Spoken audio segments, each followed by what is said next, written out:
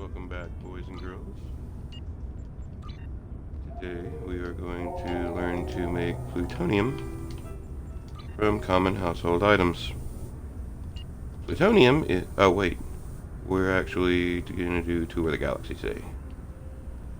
We'll take a quick look real quick. Make sure that I have no energy credits in my inventory there. Nothing up my sleeve. And we'll take a look at the ship we're going to be using first off. It's a couple of pieces of equipment, including the ship. I'm using the multi-mission bundles because of the consoles that come on them that increase the slipstream. There's a ship called the Odyssey that's similar, and I believe there's a new temporal ship coming out that's going to have a similar ability too, but I have not read the info on that yet. That's Season 12 for the console.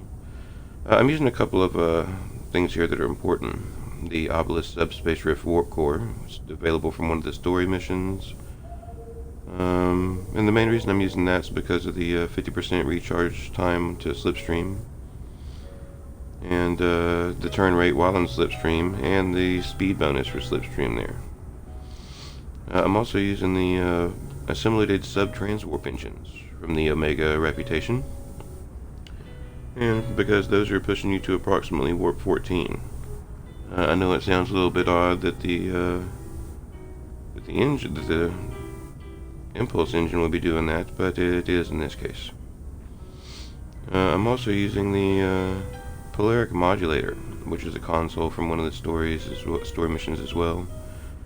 And I'm just using that for the turn rate while in slipstream, and it's really a novelty. It's not important, but because they gave it to me, I went ahead and used it. There's also a couple of traits here. I'm using Thrill Seeker, but that's not helping me in the Tour of the Galaxy, I don't believe. But the important one's Leadfoot. It comes out of one of the lock boxes, or you can pick it up off the exchange or whatnot. But that's going to increase your slipstream speed as well, your turn rate too. So let's beam up to space and get it started here, yeah.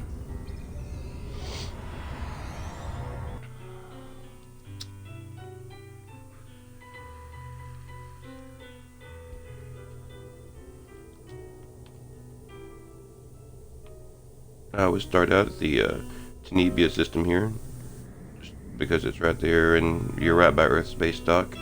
If you happen to have a friend that's got their diplomacy granted to level 3 or level 4, they can give you diplomatic immunity, which will give you another 50 bonus to your sector speed. Right away, I'm going to hail the dude at Starfleet Academy and start it. As soon as I tell it yes and back out, the ship's going to start. So I'm immediately on the road. Selecting the next point, and then I'm going to kick in the slipstream.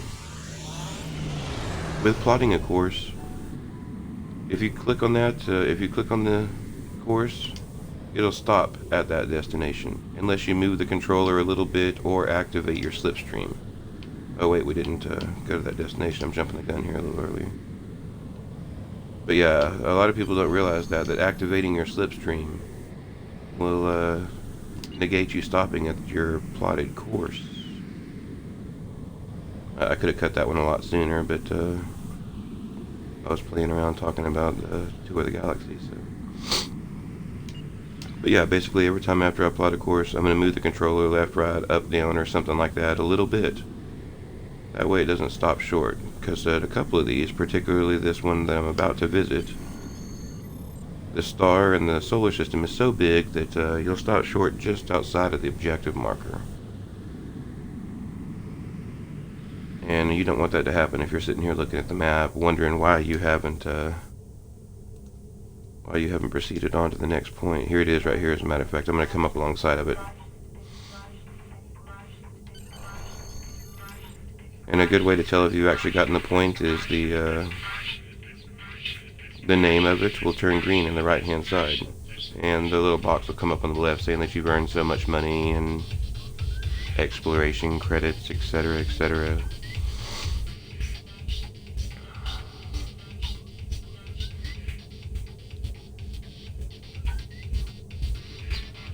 And then we be touring the galaxy like a mofo, so you ain't gots to. There's something cool I wish they'd add for the future. skip right past the point here, plot to the next one. Once the ship starts turning and gets lined up, I'm going to go ahead and cancel out the auto stop.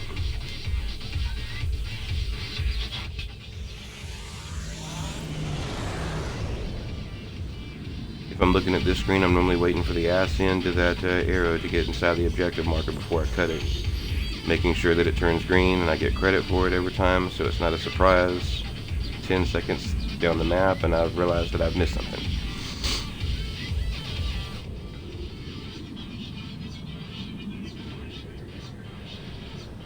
Plop!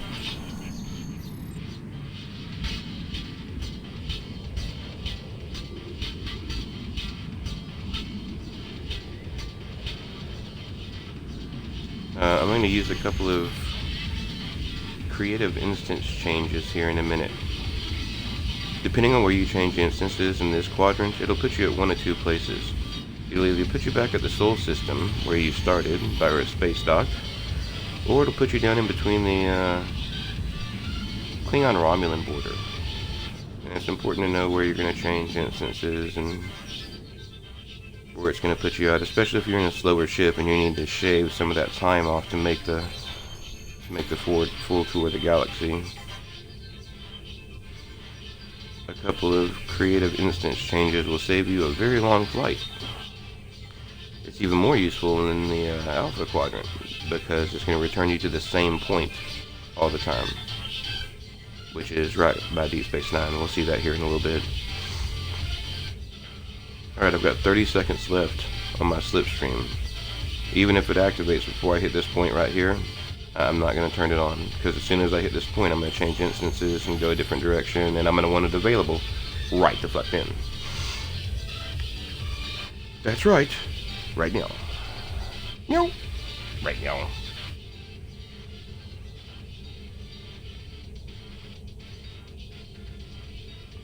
Oh, there it is. Slipstream's available. 1 second. Oh shit, I want to push the button. Oh god, I can't. Again, since I'm watching the map right here, I've made sure that I'm not stopping at this point.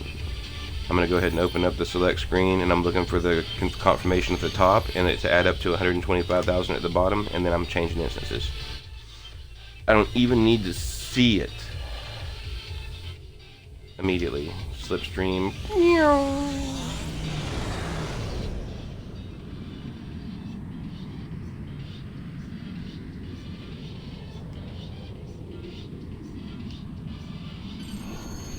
Bouncing off your local sun, destroying gravity on your planet. It's the Starfleet way.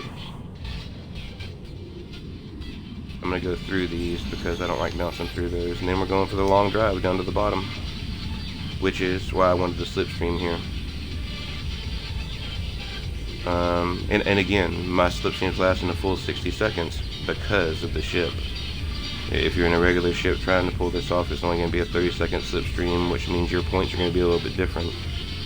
But after you run it a couple of times, you'll feel out where those points are, and you'll know where you want to change instances, and if you're going to want to delay your slipstream a few seconds or not.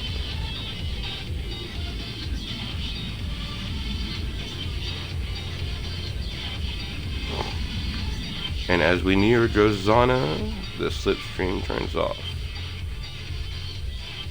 Welcome to Drozana.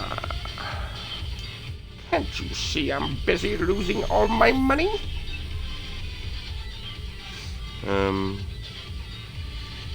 day we're gonna get together and we're gonna burn down Drozana Station and that crappy little Ferengi that lives there. Just saying.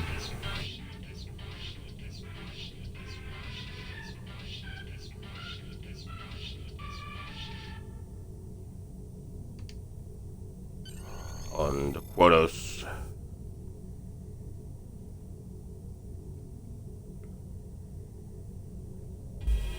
I am going to go ahead and activate my slipstream as soon as it's available here, because once I hit this bottom right point on the map, I'm going to change instances again, and you'll see where this second instance change will put you. 2, 1, blast off!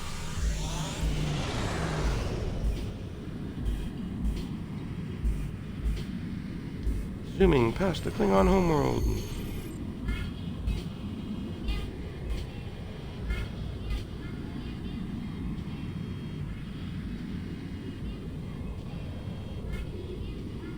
Once I get close, I'm going to go ahead and get ready. Again, shaving so many seconds off. I'm going to pick my instance. Oh, look, I got a friend on that one. I'll pick that one. Maybe we'll zoom by them. I haven't noticed a difference in load time depending on the number of people on the server, whether it's 1 or 40.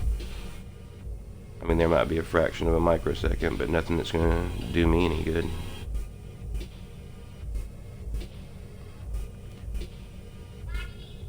I am running with full powered engines while I do this, but I believe it's just superstition. I don't believe it's important.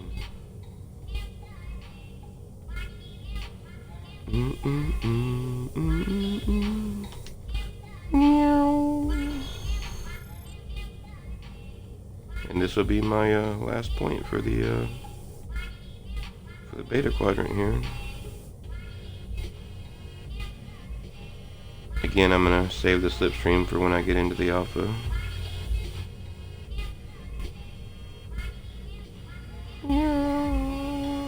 Oh yeah, the colors are awesome. Yeah, look at that. Wow. Quit screwing around.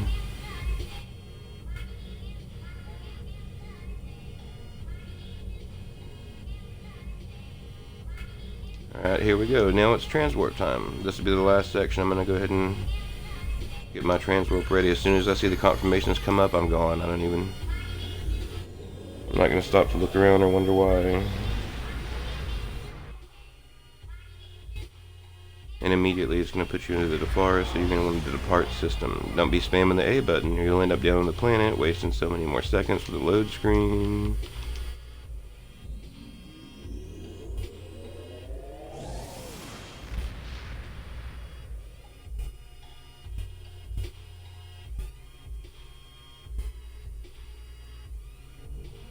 And immediately I'm backing up. I'm going in reverse. I'm going in between this sun and the planet Defara Prime, kicking in the slipstream, and as soon as it registers, I'm already gone for the next point.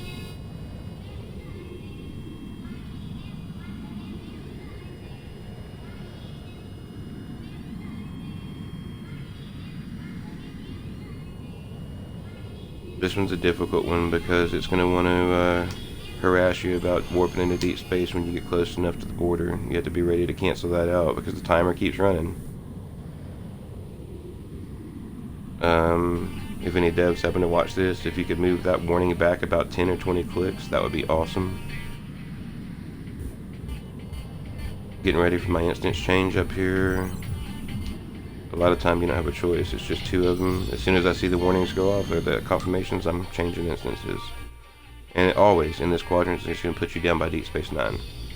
So immediately I'm going left and going to slide by Deep Space Nine on my way to the next destination.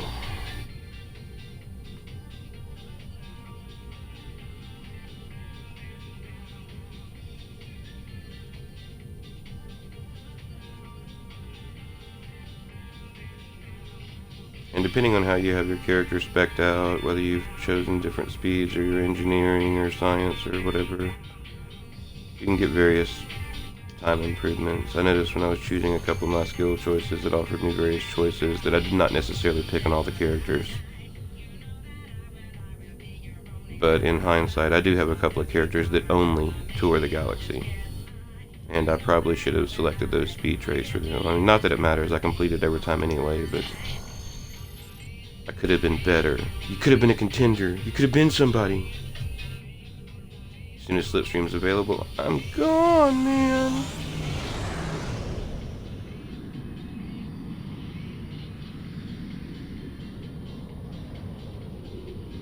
This one's such a wide turn, I cut it early sometimes.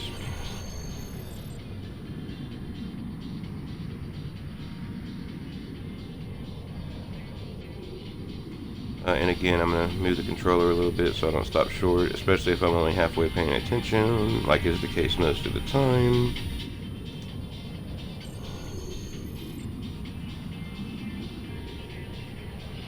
And depending on how quick you catch some of these, you could save fractions of a second, but most of the time, fractions of a second aren't going to matter. You're either going to clear what you're going to clear or you're not.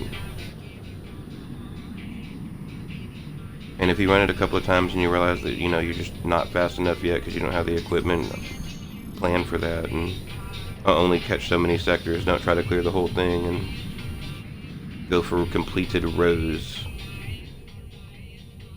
Right there, I could have changed instances again, been at Deep Space Nine, but since the slipstream was going, I don't know. I haven't actually timed the load screen to see what's beneficial, and meh.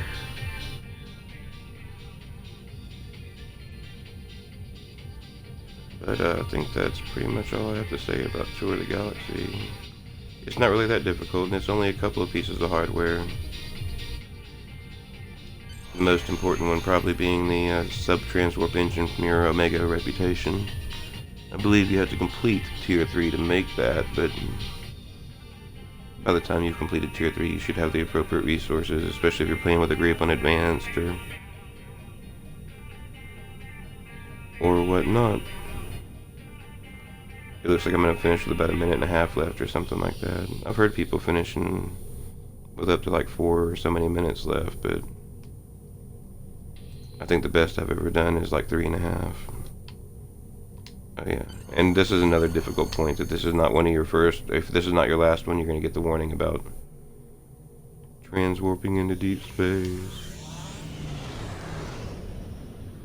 Excellent work. Yeah, I'll be back tomorrow.